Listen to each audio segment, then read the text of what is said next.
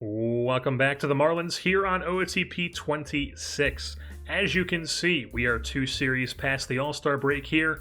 We just swept the Houston Astros and the Baltimore Orioles, and now it is time to head into our trade deadline mode and decide what we are going to be picking up here at the deadline. So, also one update, we did indeed bring up Marcantonio. So Marcantonio has been up here for 4 games. He is on the bench against right-handed pitching, against right-handed pitching, and then against lefties, he is our DH against lefties while Diaz plays first base.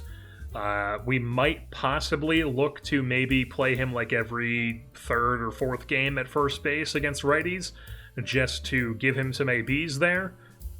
But we're not totally opposed just letting Partridge keep playing the majority of the time against right-handed pitching. So Marcantonio is up. That means we did have to waive in DFA Peyton Eels. And as you can see here, Peyton Eels was indeed claimed by the Arizona Diamondbacks.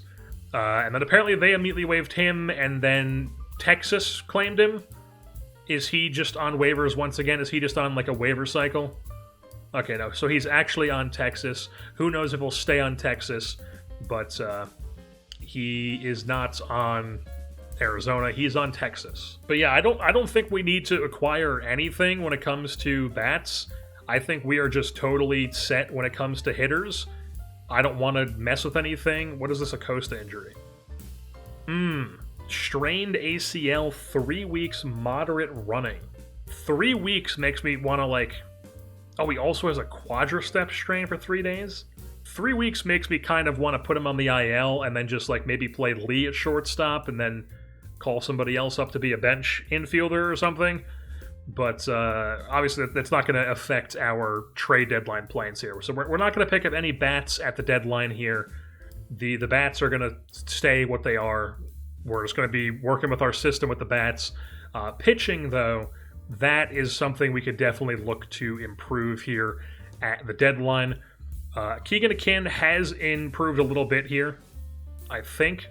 I think his ERA's dropped. Yeah, June and July he has been much, much better. So you can see here, April, May was not great, but June, July, much, much better, down to what he usually is, sub 1 home run per 9, striking out a bunch of guys. He's being usual Keegan Akin. So he's pretty much settled back in. Peyton Martin continues to just be lights out as a reliever. 223 ERA plus, 43 FIP minus. So those guys are set. Carrier's been fantastic. Griffin's been fantastic. Teneo's in his spot. Silva, he's been up and down, but mostly has been pretty solid. Shaviyi has been solid. And Ryan Walker is the one that's up in the air. So, his spot in the bullpen is not guaranteed.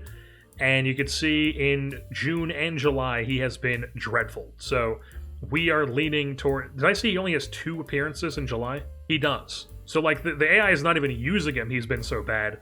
So, Ryan Walker here, he's probably just going to get traded for something. Maybe just some random reliever who could maybe be something for us someday. Or he's just going to get waived and DFA'd and released. So, his spot is open in the bullpen, and then in the rotation, we believe Waldrop, we're not going to take him out of there, and it's you've got to believe in Ryan Weathers, but he has been so not good for us this year. He's never really had a good month. The ERA has been good in months, but the FIP is never good to pair with it. So, he's giving up way too many home runs. He's been bad. And he's at a point where it's I don't think he would be in the postseason rotation. So postseason rotation right now would be Waldrop, Brito, Noble Meyer has started to not be as good. July and June were both not great. So we have 2 starters that we trust for the postseason in Waldrop and Brito. And then I guess we would kind of be forced to play Weathers. But, we don't want Meyer pitching postseason games right now. And then, do we want Ramon Hernandez pitching postseason games? I mean, he's been really good. But do we want this guy with this control and this movement in the postseason? I guess we'll have to decide that when the time comes, but like at least the rest of the year, he's going to be in the rotation. So Waldrop, Brito, I guess Weathers, and then I guess Hernandez. That's 4, but like we could definitely acquire a starter to push one of these guys down, maybe move Weathers or Hernandez to the bullpen or something. Meyer would go to the bullpen anyways. So yeah, we could probably pick up like a starter and maybe a reliever just to solidify some arms here. But then also we have Chris Williams. We have Chris Williams, and we have some of these guys in AA who we would just promote right away, like Chris Ramirez here, who wants to be in the big leagues. He's like, I would be totally fine just promoting from within, like just giving Chris Ramirez the runway to be the Ryan Walker replacement. So like we don't technically need to actually go and pick up some arms at the deadline here, but also like we probably should. And then we've got like Brian Burnett, who wants to be in the big leagues. Jose Hernandez. So it's 2 Hernandezes. I couldn't remember his name when we were doing the draft, but it is indeed Hernandez. We have 2 different Hernandez. This guy's been really, really good. Pedro Patino he's been really good. Kurt Tebow, he's been solid, good FIP. But I don't trust any of these guys to be in the rotation right now. And then in AAA, we've got like Grijalva, who I don't really trust to be in the rotation at the moment. Gallant, obviously don't. We waived and DFA'd him. Kyle Johnson has still not really developed. Parker Smith is a guy we claimed, or we took a minor league free agent signing. He's just never developing. He has been good, but his potentials are just never getting filled in. So yeah, Chris Williams is a guy we have in AAA who's been good as a reliever. But yeah, I think we do need to acquire at least one starting pitcher and maybe a reliever. So when it comes to available pitchers on the market, starters, it's 42-year-old Chris Sale, who is wrecked and has shoulder inflammation. Reese Olson. Do I have like a... No. Reese Olson, who has been good for Cleveland this year. He's an expiring contract. Is Cleveland bad? They're sub 500, 10 games out of that race, and they're still in the mix here for the wild card, but they've definitely got teams in front of them. So I don't know if Reese Olson is the most realistic guy to trade for. Hunter Brown is out for 2 weeks. He's fragile. Don't know if we love him. Alec Marsh, he's got another year in his deal, though. Yeah, don't know if I love that. Jared Jones is expiring. Are the Yankees bad? They are. Okay. Jared Jones could be interesting. Pick up an expiring Jared Jones. That could absolutely be something. Shane McClanahan, big Shane McClanahan guy in real life, let me tell you. They're like the Guardians. They're basically like the same exact team as the Guardians, so I don't know if we would want to do that trade. But yeah. Jared Jones could be interesting. Valdez, I don't want to bring him in. Woodruff is too old and in AAA, and he's wrecked. Braxton Bragg is not really what we're looking for here. Zach Gallen is an expiring free agent, and he's pretty decent ratings still, but he has not been performing well this year, or last year, or the year before that, or the year before that, or the year before that. So, not looking good there. Dustin May has been horrible for Washington this season.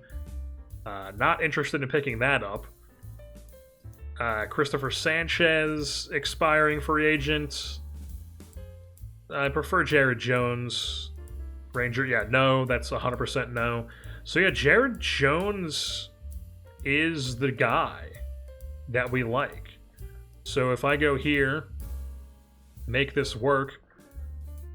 Okay.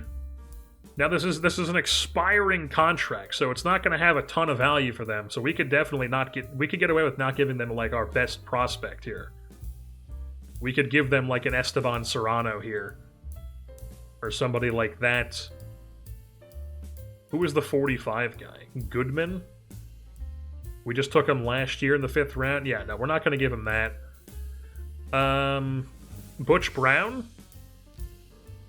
No, because he could maybe be a shortstop. He's only a 55. Just randomly seeing this guy, Severin Hansen, a German right-hander that apparently was a scouting discovery, is a 50 potential for us. Okay. I would not be opposed to giving them Serrano. I know he's a 50 potential here as a reliever, but I believe he's a 50 starter too. He is. So he's a 50 starter too. We could absolutely give them Esteban Serrano. I would be like, we like his profile as a high control, high movement guy, but we have so many good pitchers coming up our system now that it's like, I would be totally fine giving them one of them. 100% I would. Like, this Hansen's guy is coming up. We got Hernandez coming up. So yeah, I think we're going to give them Esteban Serrano here. And we're just going to do that. Esteban Serrano for Jared Jones. And we're going to do that assuming we can't... Don't know if I want to squeeze anything else out of them. No. Yeah, we're just going to do this. Jared Jones for Esteban Serrano.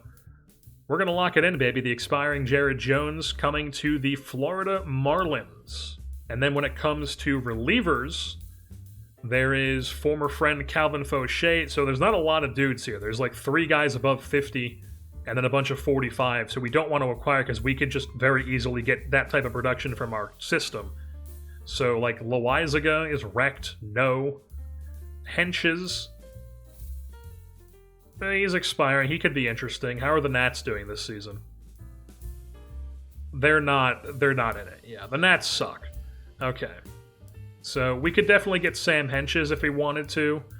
Justin Martinez would be like the dude to get, but he's on that Cleveland team. But also, they're that weird team where they're nowhere near the division. They're sub 500. They have 2 teams in front of them because this is one spot right here. The Astros Rangers, it's just they're tied for first place. So whichever one is dropping down to second will be the one spot here. Then you have the second place spot, third place spot. So they're in within range of it. They are 7-3 in their last 10. So I don't think they would. Yeah, I don't think they would trade Martinez, because I was thinking it from a standpoint of like, oh, you have an expiring reliever who's about to be 30. You know, like it's like the type of guy that you trade. It's the type of guy that you move on from. Because, you know, they're trying to get as much value as they can for a season that may or may not be good, because they don't really have the highest chances. So it's like they kind of maybe do like a buy and sell sort of deadline. I don't think it's that realistic. I don't think it's that unrealistic to trade for Martinez. It would take a lot though, because he has damn good value. Just curious, Tommy Hanson. Okay, they would still need, like, Peyton Martin. Yeah, I don't think we're gonna... I mean, Martinez is, like, a legendary type reliever right now with these numbers. 80 stuff, 70 movement, 75 suppression, 55 BABIP, 80 fastball, 80 slider, 85 sinker, 75 splitter. I mean, Jesus Christ. That does not move the needle for them either. So, yeah, we're just not going to get Martinez. And there's just not any interesting relievers to me. I think we can get the same type of production that we would get from Henches, from somebody in our system, like a Chris Ramirez, like one of the guys we have in AAA, like maybe one of these starters that we move to the pen for the rest of the season.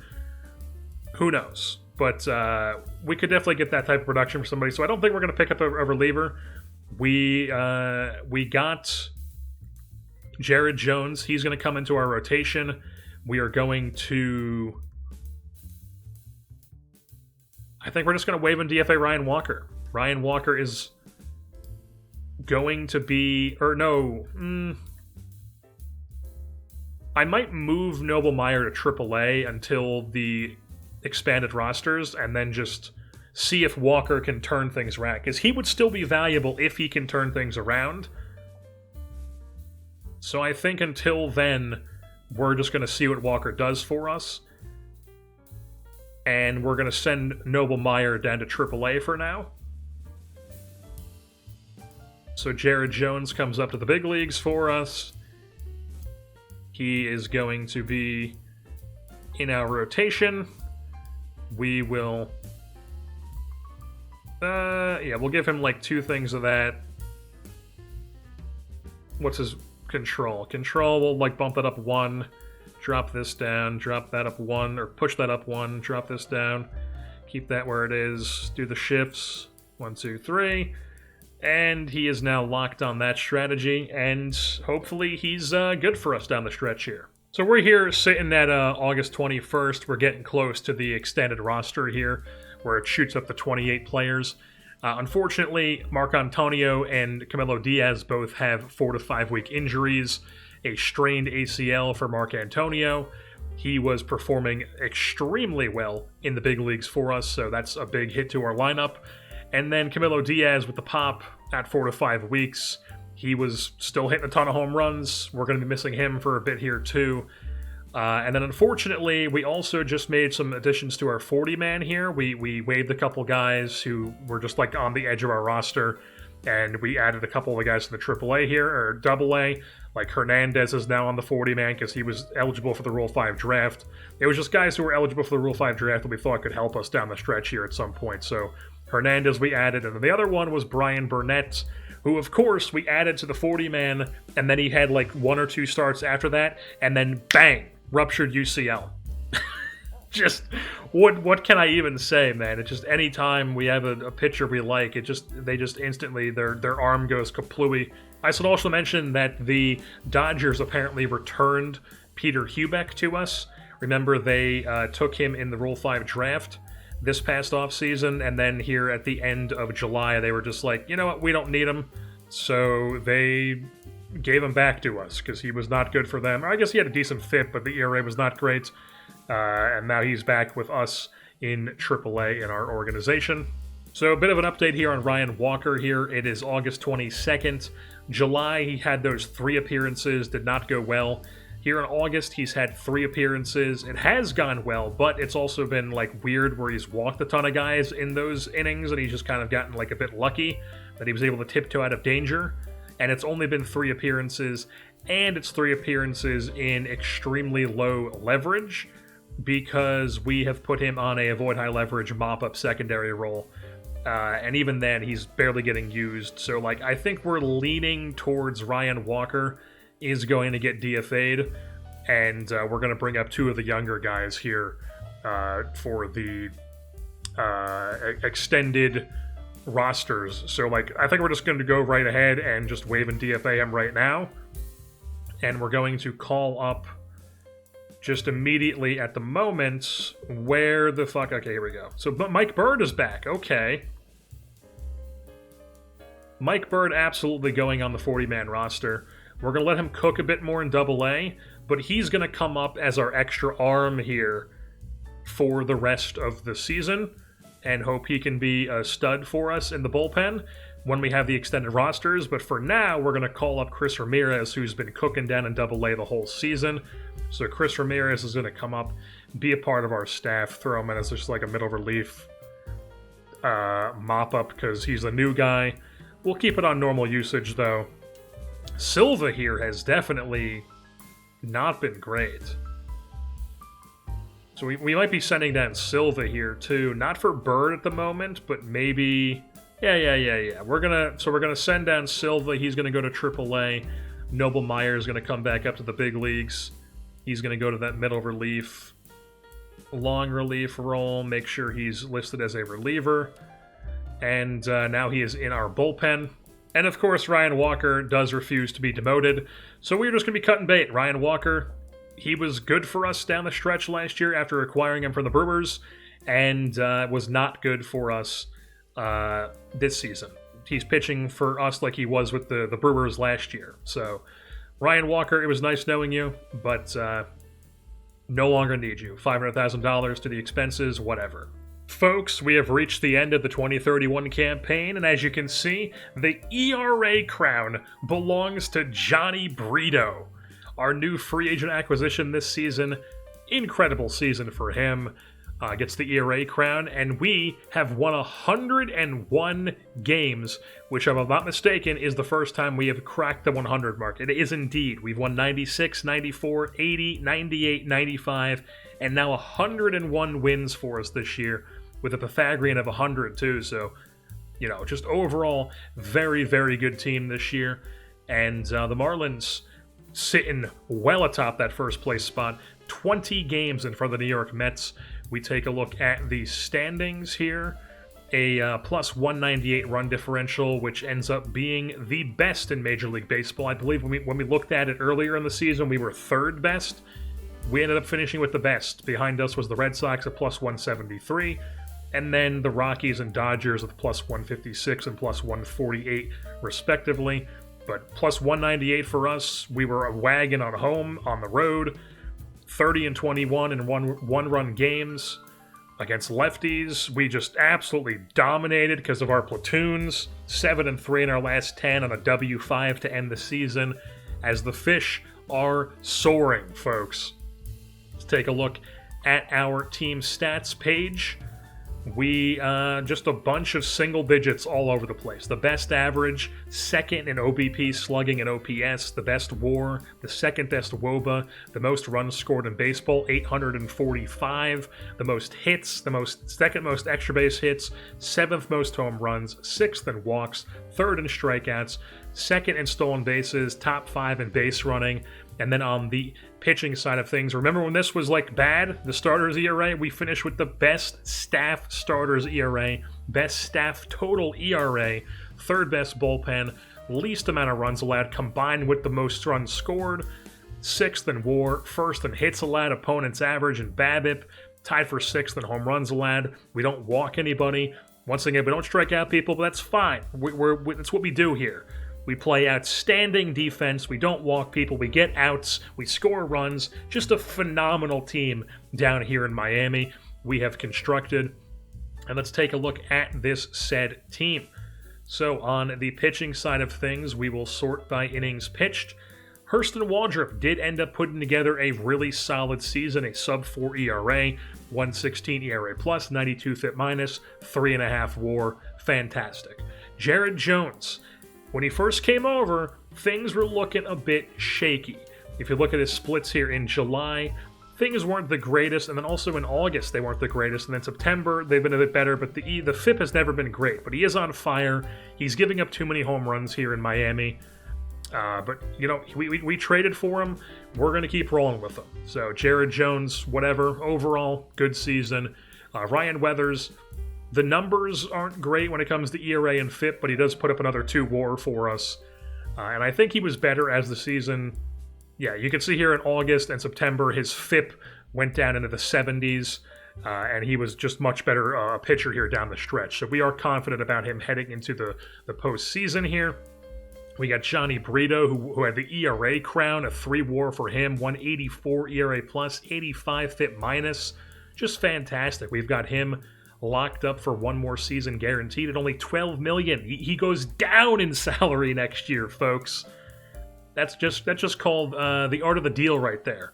Peyton Martin, fantastic in a stopper role for us. 2 WAR, 145 and a third innings pitched. I mean, just phenomenal. He was like okay as a starter, I guess, sort of, but then just really, really, really good as a stopper for us. I love to see that. Ramon Hernandez.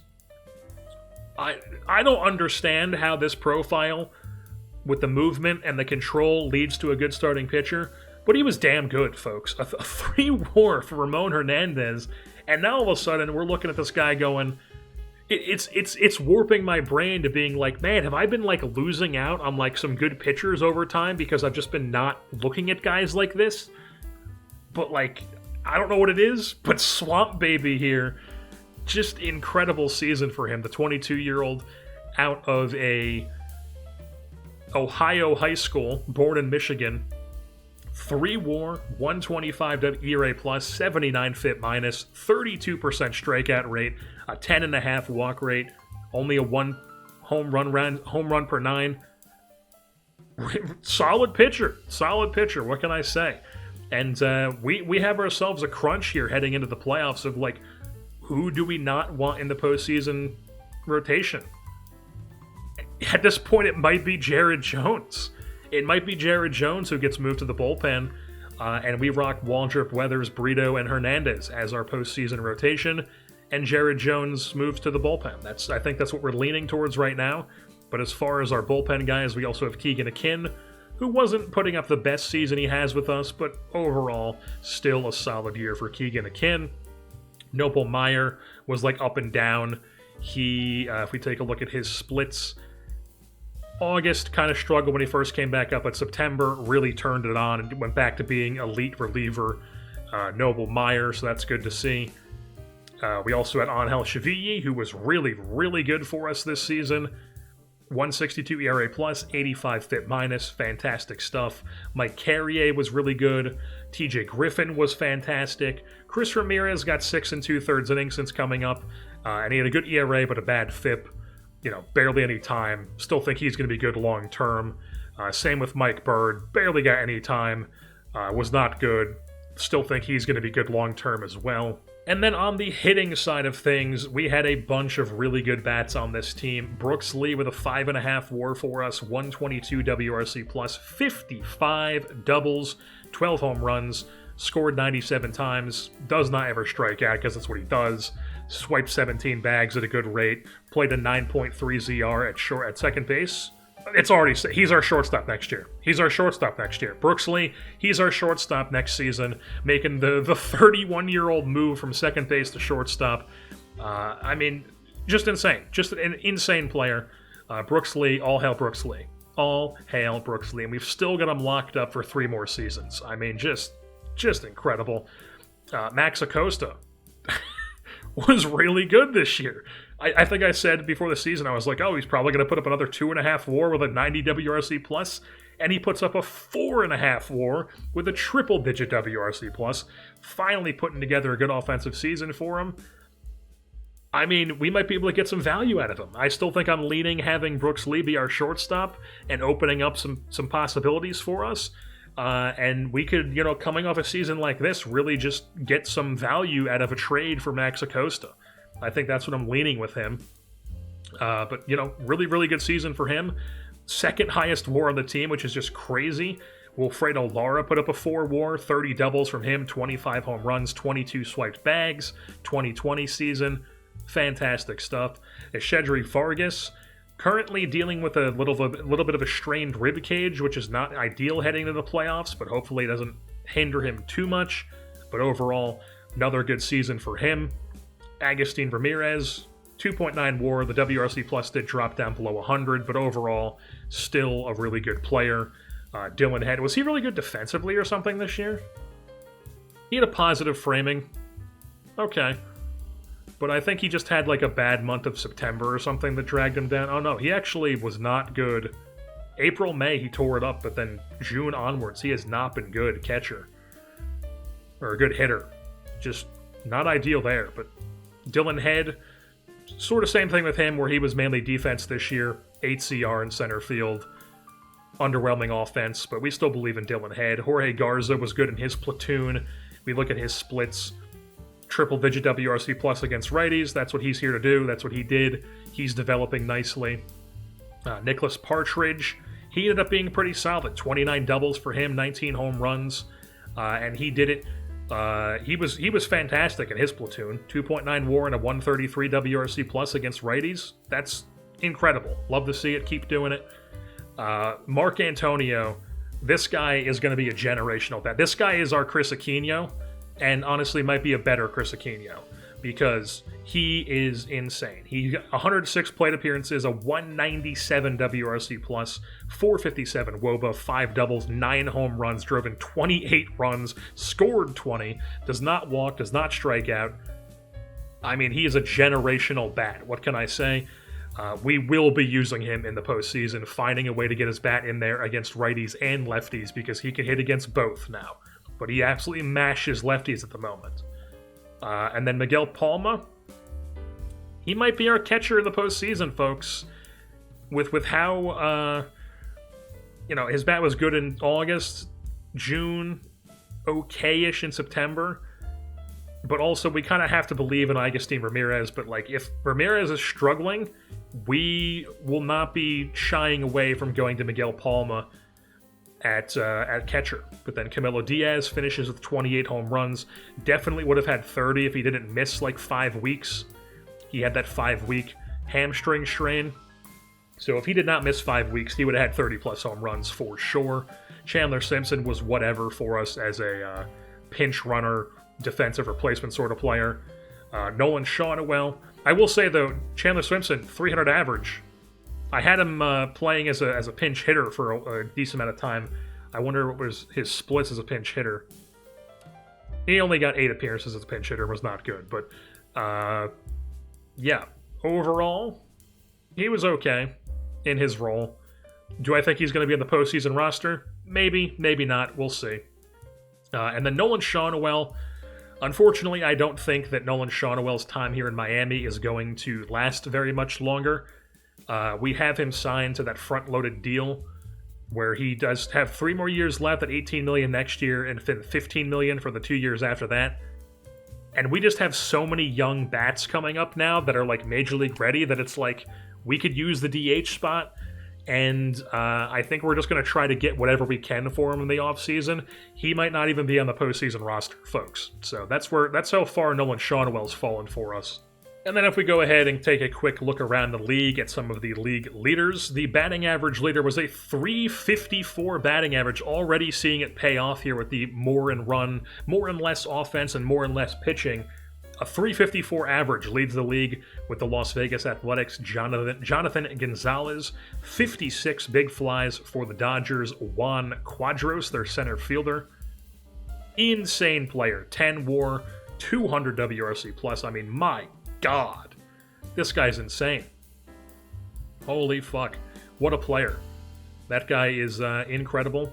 Leads the league in home runs, RBI, OPS, WAR.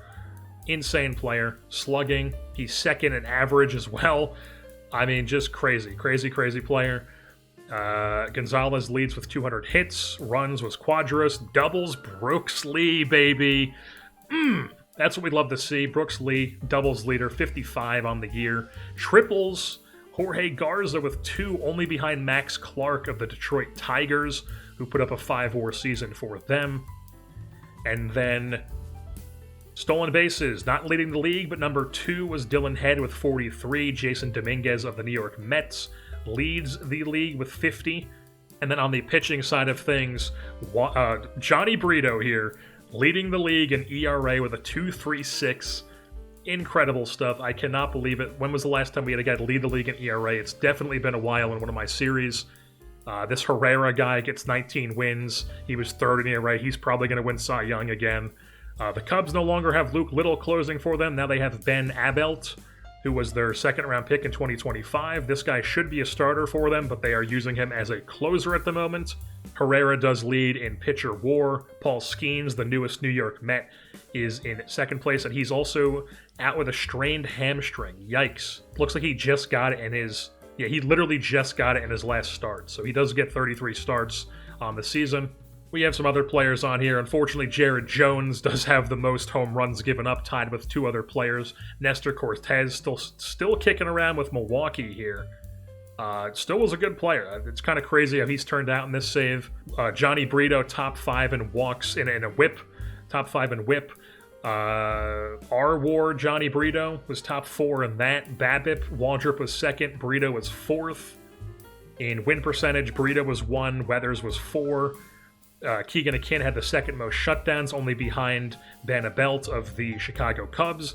And then TJ Griffin had the 5th most holds for us out of the bullpen, while Waldrop was top 2 in quality starts, tied for 2nd with Yarlin Susana of the Milwaukee Brewers and Hafer Ramirez of the Philadelphia Phillies. And then on the fielding side of things, the highest ZR in the league was Dalton Varsho of the Los Angeles Angels. Pete Kerr Armstrong's up here as well. Catcher's ERA, Agustin Ramirez, top 4 in that. Framing runs, Drew Romo, he is the gold standard for that in this current save. Patrick Bailey's still up there. He's with Houston now. Also had the highest caught stealing percentage, Patrick Bailey did. And here you have the playoff bracket. It's going to be Florida Marlins, Los Angeles Dodgers getting the first 2 byes. We are the 1 seed. In the American League, it's the Red Sox and the Tigers with byes. The wild card is Astros, Royals, Guardians, Rangers.